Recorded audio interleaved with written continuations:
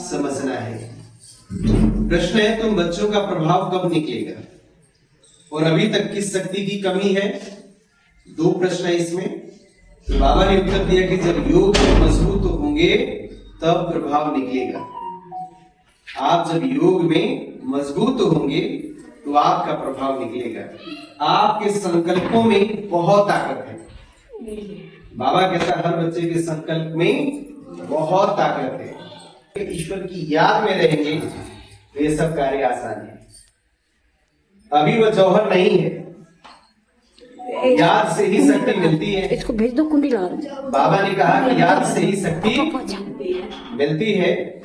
ज्ञान तलवार में याद का जौहर चाहिए। ज्ञान तलवार में याद का जौहर चाहिए, जो अभी तक कम है। बाबा ने कहा याद में बच्चे अभी कम है ना, याद कम करते हैं बाबा का। अगर अपने को आत्मा समझ बाबा को याद करते रहो तो बेड़ा पार हो जाएगा। ये सेकेंड की तो बात है। हमने एक सेकंड में इस बात को समझा कि मैं आत्मा हूं। ये शरीर तो एक अलग है।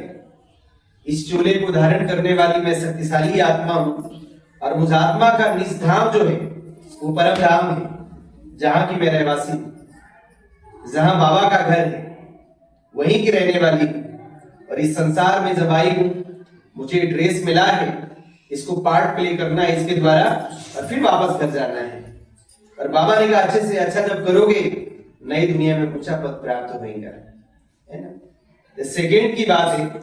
ओम शांति। रूहानी बच्चों, मैं भी हूं आत्मा, परंतु मैं हूं सुप्रीम, सबसे ऊंची आत्मा हूं, सत्य हूं। मैं ही पतित पावन ज्ञान का सागर हूं। बाबा कहते हैं मैं आता ही हूं भारत में। बाबा कहता है कि मैं कहां आता हूं? भारत में। भारत में भगवान आता है गीता ज्ञान सुनाने, है ना। बच्चों को विश्व का मालिक बनाने तुम ही मालिक थे ना। बाबा ने कहा तुम ही मालिक थे। याद आया? आप ही देवात्मा थे। याद आया? है ना। पर याद नहीं आता क्योंकि बहुत ही लंबी जर्नी है ना। बाबा कहता अब स्मृति आई है, बच्चों को स्मृति दिलाते हैं। तुम पहले सती में आए, फिर पाठ बजाते, 84 जन्म भोग अब पिसाड़ी में आ गए। तुम अपने को आत्मा समझो। आत्मा विनाशी है, शरीर विनाशी है। में डालेंगे तो क्या हो जाएगा? काला हो जाएगा, रूप बदल जाएगा उसका, है ना। शरीरों के शिव नाम तो बहुतों के हैं। किसी का नाम है शिवानंद। इसके संग में नहीं रहना चाहिए। कौन हमारा कल्याण चाहने वाला। सत्ता मूर्त बनने के लिए दो बातें ध्यान में रखनी है। एक है संस्कारों को मिलाने की यूनिटी, और दूसरा स्वयं भी सदा संतुष्ट रहो और दूसरों को भी संतुष्ट करो।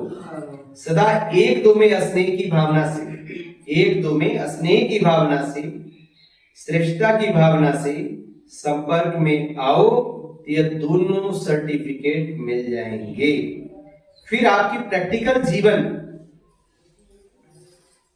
बाप के सूरत का दर्पण बन जाएगी, और उस दर्पण में बाप जो है ना जैसा है वैसा दिखाई देगा। जैसे किसी के चेहरे से दिखाई देता है ना। अभी कोई बैठा हो, अभी मुंह लटका के तो लोग कहेंगे ना भाई क्या बात है भाई, हमें बताओ क्या बात है, बोलेंगे ना।